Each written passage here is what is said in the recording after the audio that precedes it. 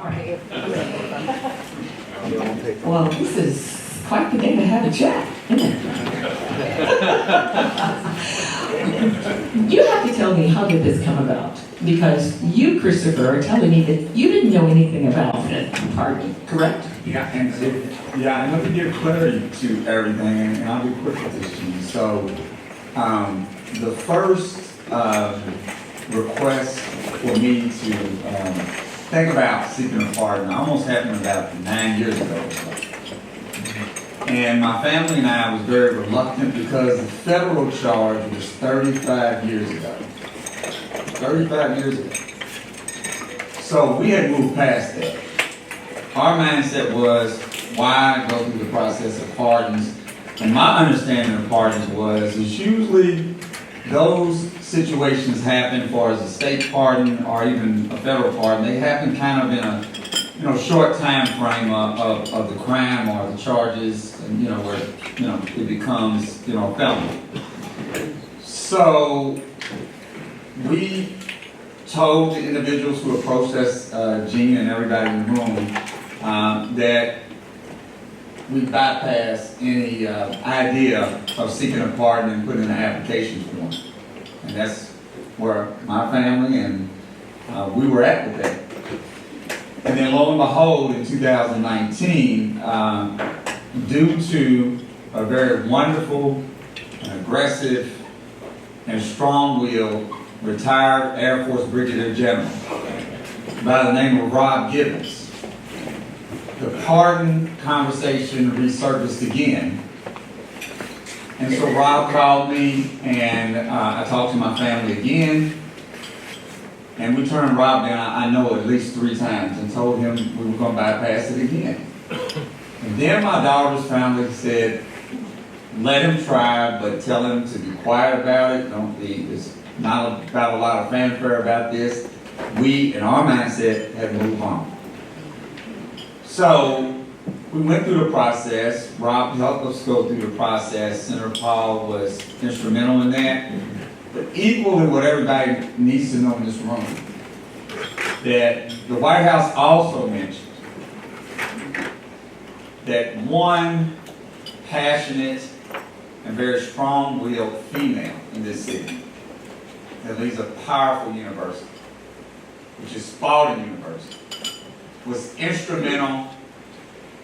Her and the chief of surgery of the University of Louisville Hospital, Dr. J. David Richardson. And I'm talking about Tory Murder McClure, who's over here. And I want to give her a hand for what she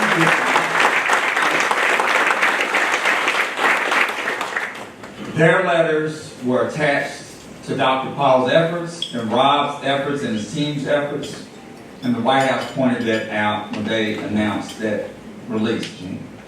And so, at the end of the day, we were reluctant. We are in much gratitude and thanks now. But equally at the same time, what was the bottom line with this pardon?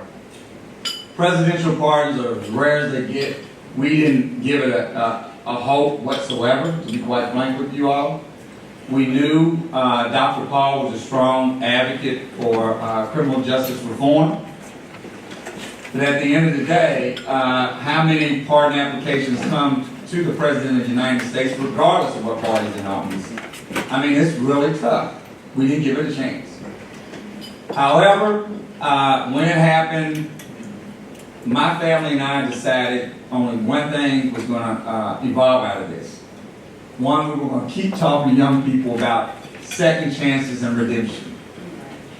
We were going to stay grounded, and we understand the significance of a presidential pardon. But at the end of the day, nothing's changed with me.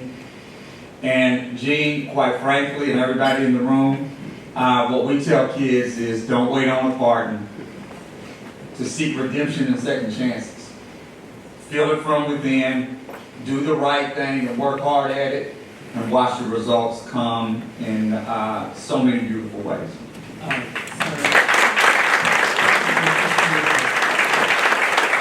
What people don't know is the two of you have been friends for years. You've been working together for a while. 9 years. Yep. We met probably 9 years ago, and the interesting thing about it is before we got involved with specifically looking at the pardon case. We've done lots of things together, but more generally, I've been in favor of second chances and restoration of rights. So I think in maybe 2016 or 17, I went to the state legislature and testified in favor of a bill to restore rights to people. Sometimes it's after a certain debate over how long it should be, what has to happen.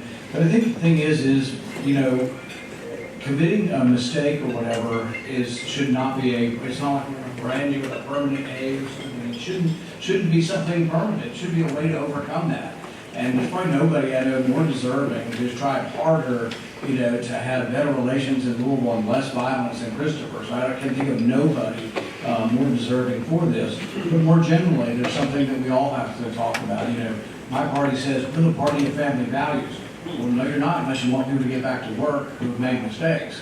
And so we actually did that, and both parties came together in the state legislature. We had an expungement bill. I was at the Urban League when I think it was attorney in town, Steve Riley, gave a large donation to the Urban League, several $100,000, and the first day they had attorneys down there, 1,000 people lined up. And it's like, what could be better than that? And not only you're selecting for people who made a mistake, but if you're coming there to expunge your record, you're not there because you're still making mistakes. You're there because you actually have chosen to go the right way. And what better way of doing this? And I think more people have become aware of this. We met Mr. Caudill at Caudill Seed, who has people not only have had criminal records, but people who have been addicted to alcohol or addicted to drugs. And it's like, there's so many good stories and good news things. I know sometimes we have a lot of bad news when we turn on the television set, a lot of bad things we think are happening. There are some bad things happening. And yet, there are some good things happening too, and I was happy to be a part of this. I talked to President Trump about it, and I remember, wasn't it right before Christmas when we found out about this? Christmas, day before Christmas Eve. Yeah, I think Yeah, you called me around 7 that night, but just before you called, your communications point person, Kelsey Cooper, had called and said, did you see any news reports? I said, no. And she said, you better look. And about that time, the phone was ringing a lot. Out of town, in town, all that. And she says, the White House sent out a release that they granted you a full and unconditional presidential pardon, which means everything is just wiped away on the federal level with no strings attached. And by the way, if anybody's wondering in here, 9 years of a relationship with Dr. Paul, not one time has he ever asked me to be about any connection to any political issues, events, or anything. Never. So I'm going to make sure that everybody understands, and just to rewind us a little bit real quick, Gene, we met because his former state director and my good friend who passed away earlier this year, Jim Millman, Attorney Jim Millman, came to me, and Don Fish was our connection. I can call him a great friend and a mentor also. Jim's law partner said, Jim wants you to, consider meeting somebody. And I said, who is it? And he said, U.S. Senator Rand Paul. And I said, well, what's the kind of rollout for that? And he said, well, we want to meet you down in West Louisville and talk about, Rand's role in Washington and all that. I said, well, let me do a little research. So then I found out it was an eye search. Jim said, would you be willing to set up a meeting? I said, under one condition. I need to bring some young individuals that I have relationships with from different neighborhoods in West Louisville, and they've got to sit down with Dr. Paul also. And what we want to talk about is his medical background. He's not really interested in the politics. And that's really how this evolved. With J1 and all the rest of them, we sat and we talked at the Plymouth Community Center. And it was about the medical career that really intrigued the young ones and myself. Okay, so let's talk. You knew this was coming. We're talking about violence, okay? It is plaguing our community, and you both have been victims of violence, okay? In completely different ways. What is happening? What is going on? What's the fix? Can I jump in? I'm going to let Christopher jump in. So now Gene asked a question, it's very complicated. I would like to point out my brother Ed White in this room. We lost a dear loved one to violence, and what he does with River City Drum Corps is unspeakable, and Eddie just want to give you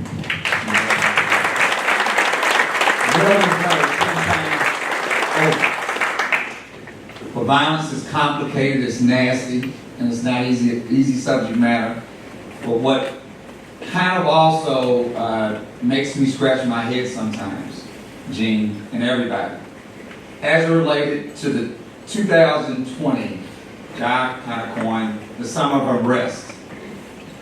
At the same time, we ended up with 173 fatal homicides and 587 non-fatal shootings, where people were wounded and sent to U of L Hospital, and on rare occasions Northern Children's Hospital with kids that got hit by stray bullets. Gene's question is, what's going on and why? Where's the fix at? There is no easy fix. There is no stop the bleed deal that's just where you can just grab it, and wave the magic wand, and hopefully the numbers will tick down quickly. It's complicated. It's caught up in a lot of root causes, but equally at the same time, I truly believe, Gene and everybody, that these processes of a young person wanting to pick up a gun and lash out in the most vicious way starts at an early evolution process. And I believe that we, not you Ed White, but we've been behind the 8 ball for years with young people. Hear me out. That at the end of the day, the symptoms are there as early childhood education ages, and especially through K through 8. But we always wanted to use now, which I describe as an old dinosaur model. Intervene in high school and you'll solve the problem. No, that's over with. It's a public health crisis. I'm pointing at that. Surgeons I collaborate with believe us that. So, as it relates to Christopher 2X Game Changers, we're starting to intervene at the early education ages, especially 4 into 13 years old, because we're probably 15 to 20 years behind the 8 ball on this problem, where if we would have took it serious, whether it's JCPS and others, and that's no knock on anybody. Anybody knows me, I'm not about sour grapes and complaining about a bunch of stuff. But at the end of the day, Gene, to be quite frank with you and the crowd, this problem starts for me at the earliest ages, and there's many ways to try to at least deal with the issue, but it's complex, and parents have to be a part of the collaboration to say this is detrimental to your health, and we need to look at violence as a poisonous issue, and all the things that are attached to these temperaments that lead to violent outlashes. No easy solutions, but I believe what Senator Paul, and I quickly want to say this, as it relates to him endorsing our Violence Impact on Children Learning Report, we introduced in 2019 of November. And in 2020, February of 2020, we convened over at the Chestnut Street YMCA to have a discussion about this, and Senator Paul flew in from Washington and was so gracious to be a part of this process with survivors and community members.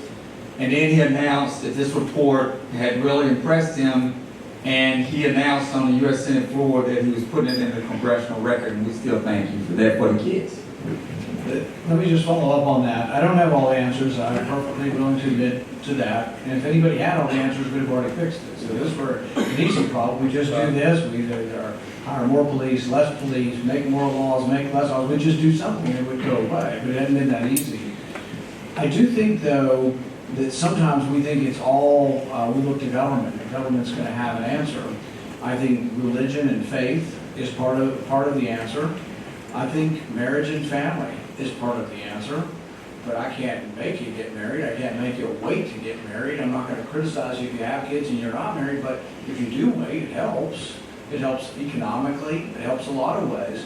There's a statistic that Kelly showed me the other day that I think is fascinating, that a young black man with a mother and father in the same household is less likely to get involved with the law than a young white male of the same age who has a single parent.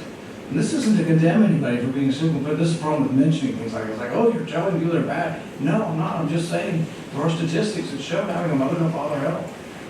When it's not there, I think the mentorship programs are good and trying to be somebody there. And the last time I met with Christopher and some others, they were talking about, and Russell Coleman was there, we were talking about maybe bringing in people, maybe the one that shoots somebody has to go to jail. Yes, we all agree with that, but maybe the other people that are his friends and his gang members, you can say, look, you've got a choice. You know, we're going to divert you into some sort of mentorship program. If you shoot somebody, you don't get that. But before you shoot somebody, maybe we can get them out of this. And then the other thing, some people who look at crime say that it's a small number of people committing a lot of crimes. So, I mean, of all the murders you've had in Louisville, how horrible it is, there might be really 100 people that have done this. I mean, I don't know. The number, what do you think of that? Right, and Gene, I'll be really quick with this. So there is some data and theories that there's a small amount of individuals who kind of inflict this wound on the whole of the community. That could be very true. I don't know if we can get to a specific number, but I do know one thing. We've got to start early spaces, and I just quickly want to mention that most of you all have heard many times, and maybe too many times, how people get rushed to University Hospital and they get treated. And you might hear reports about that person's okay, or that person's in ICU, or that person's in non-life threatening. My relationship with University Hospital, I've been 20 years in my advocacy now. 15 years has been with doctors and nurses and staff at University of Louisville Hospital just on a volunteer basis. What we did and what I'm so proud about now is the same conversations about the hurt conversations being so redundant in the community. And we know part of the hurt is connected to the hospital as it relates to them treating these individuals. I went to them several months ago and pitched an idea and said, what about surgeons? Also, when medical students, let me back up, medical students from the University School of Medicine reached out to me last year as related to the summer of unrest and said, we want to partner with you about social justice issues. So I told them, fine. I said, but we've got a problem with children, secondary trauma and direct trauma from so much violence. Can you all partner with us on that? So the surgeons, medical students, staff, and our Game Changers organization came together to create Future Healers. What does that entail? We take kids from the ages of 4 years old into 13. We're bringing them into the hospital spaces to be a part of this medical team to create this program. So since we have conversations of hurt, now we want to have conversations of healing. And I had this idea that it might be the way to get this thing sparked. I took my own 4 grandchildren who almost got hit by AK-47 rounds. And God willing, we got lucky that they didn't get hit. They weren't targets. It was just stray bullets that hit a townhouse when somebody was shooting at a target. Put all 4 of them in scrubs and stethoscopes. Took a photo, told University of Louisville Hospital, here's our photo to get this started. And now we have so many parents that are calling us to be in this program. I would just like to say this, Gene, it's not stop the bleed. That's not what we're doing. But what we're trying to do is create a mindset.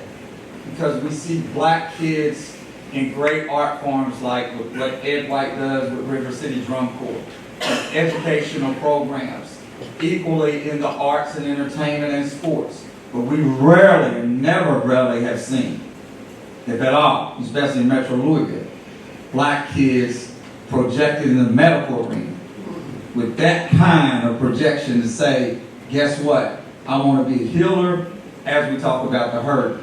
And that's what we're doing. And Gene, I would just say this.